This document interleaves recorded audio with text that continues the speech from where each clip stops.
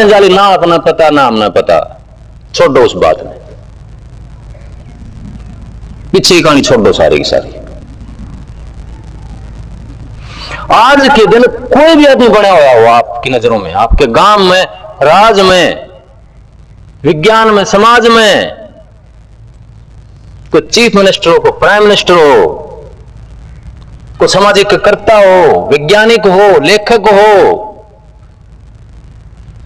जिसका उस भंडारे में साझा यानी कि सब तरह की बरकत हो जिसके पास, मैं एक बात कहता हूं कि वहां पर उस परिवार में एक सच्चाई का बीज बोया गया है। मेरे से बात कर लेना। उस परिवार में सहनशाही तरीके से चला गया है। हमारी पहली पीढ़ी में नहीं था, उस तो पहली पीढ़ी में एक दो पीढ़ी को उठाकर देख लियो, मैं 500-600 जन्मा के चक्कर में नहीं डालता आपको। जो चीज आपने नहीं देखी मैं उनकी बात नहीं करता, जो आपने दादे तक देखे हैं, दादा तक बात करता हूं, नाना तक बात करता हूं। अगर सच्चाई का एक जीवन में भी एक भी आदमी जी गया सच्चाई का जीवन, वो दिल खोल करके उस सहनशाही विचार से अगर कोई चल गया, गरीबों का मददगार होकर को चल पड़ा है, उस परमात्मा के धर्म को, सच्चे धर्म को जिसने पाला है, मैं मूर्तियों के धर्म को नहीं कहता, सच्चे इंसानियत के धर्म को, जिसने दुखी आदमी की मदद करी हो, मैं उसको कहता हूं धर्म। आप यहां आकर के गुरु के ऊपर चढ़ा देते हो, मैं धर्म नहीं कहता इसको। आप मंदिर में, मस्जिद में, गिरजा घर में जाकर के पैसे चढ़ाते हो, उसको धर्म नहीं कहता मैं, वो मुर्दा धर्म है। धर्म वो है जो उस जिंदा परमात्मा को ज्ञान देता है, जीवन देता है, जो एक दूसरे की मदद करता है। जो अगर ऐसा बीज किसी परिवार में पहली 2 पीढ़ियों में बोया गया हो और आज उस परिवार में किसी चीज की कमी हो, तो मेरे पास आ जाना, मेरे से बात कर लेना, क्योंकि दिल खोलना होगा आपको, ऊंची पींग ठानी होगी, विचार को ऊंचा ठाना होगा आपको। मेरे सदगुरु के दादा कहते थे कि इस परिवार में संत आएगा, आपने ऊंचा बनने के लिए, ऊंचा उठने के लिए ऊंचा सपना लेना पड़ेगा, विचार ठाना पड़ेगा, उसके हिसाब से करनी पड़ेगी, आपने पैर उठाना होगा। वो कहते थे एक संत आ चुके हैं और एक संत और आएगा। एक संत कौन था कि बिहारी की साइड में पेड़ को पानी नहीं मिला करता था, दूर दूर से पानी भरकर लाया करते थे कोसों से। तो वो जो परिवार में आदमी था, वो शादी में, ब्याह में कोई आदमी या कोई खुशी की बात होती, बुलाते, तो वो नो क्या करता, मन में कुछ नहीं चाहिए, मन 1 रुपया दे दो। अब इसका क्या करेगा? वो क्या करते थे, वो कुएं खुदवाते थे, नलके लगवाते थे इलाके में घूम घूम करके।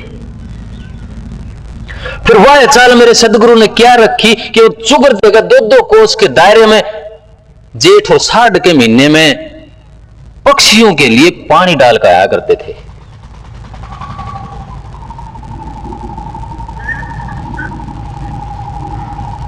जो दादा कहा करते थे कि हमारे परिवार में एक संत और आएगा, एक तो ये आ चुका, एक और आएगा, और करनी और रहनी बड़ी ऊंची उठानी पड़ती, जैसे सोचोगे उसके हिसाब से चलना पड़ा है फिर आदमी ने। आज आप देखते हैं देश के प्रधानमंत्री डॉक्टर मनमोहन सिंह बने हुए हैं, इनके पिताजी कहा करते थे कि यह लड़का एक दिन प्रधानमंत्री बनेगा, जब पढ़ता था। जो हमारे राष्ट्रपति डॉक्टर अब्दुल कलाम हैं, उनकी कहानी पढ़ो आप, पहले पैरे में आ जाती है कि पिताजी जब इबादत करके परमात्मा की, उस खुदा की से प्रार्थना करके मस्जिद से बाहर आते थे तो मंगतों की लाइन लगी हुई होती थी। खाते पीते घर से थे, लेकिन सारा वहीं बांट दिया करते थे।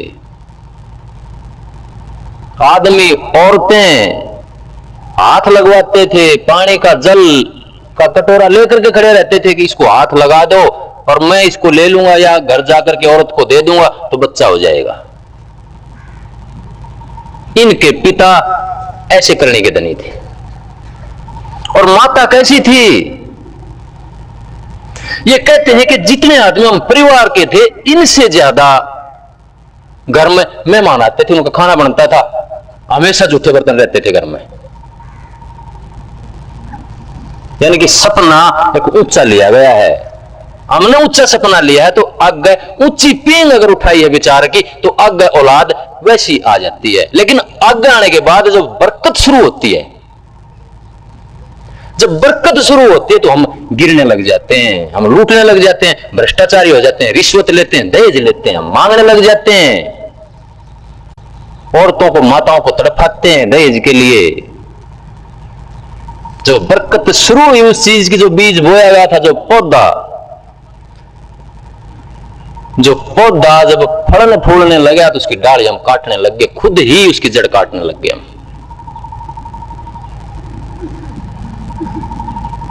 राज पे बैठे हुए हैं, देखो आप कितना त्याग करके आए हैं वो लोग, लेकिन आ करके फिर आगे बोना बंद कर देते हैं हम, तो उसका फल भी फिर घटना शुरू हो जाता है।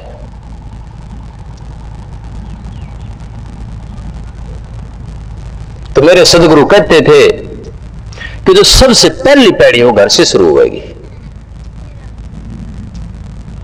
क्या कहा करते कि घर का शंकर मरे प्यासा, बार करे जल धारा, ऐसा पुत्र नरक का वासी, मां दुष्ट हत्यारा।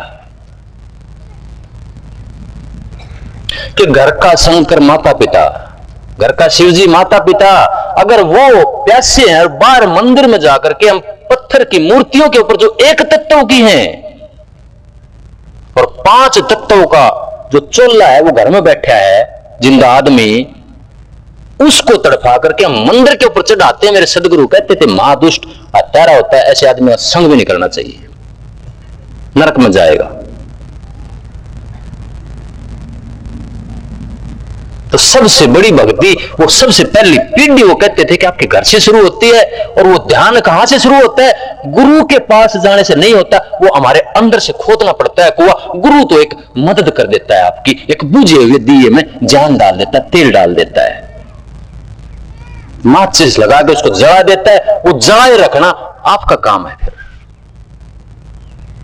हवा के झोंके में बुझ गया है तो आप जिम्मेवार हैं उसको पालना पड़ेगा, उसको पोषना पड़ेगा, उसको लगातार टकटकी लगानी पड़ेगी उस चीज की तरफ। लेकिन हम बड़ी बीमारियों में उलझे रहते हैं और उलझाते भी हम ही आपको, क्योंकि आप बीमार हैं। कैसे उलझाते हैं? मेरे सदगुरु के पास एक बेबे आ गई।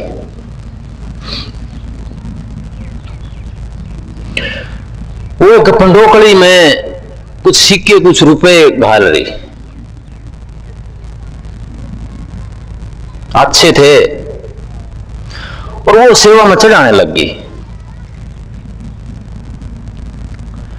मेरे सदगुरु ने पूछा कि बेबे किस चीज का, क्या इतने पैसे क्यों चढ़ा रही है तुम?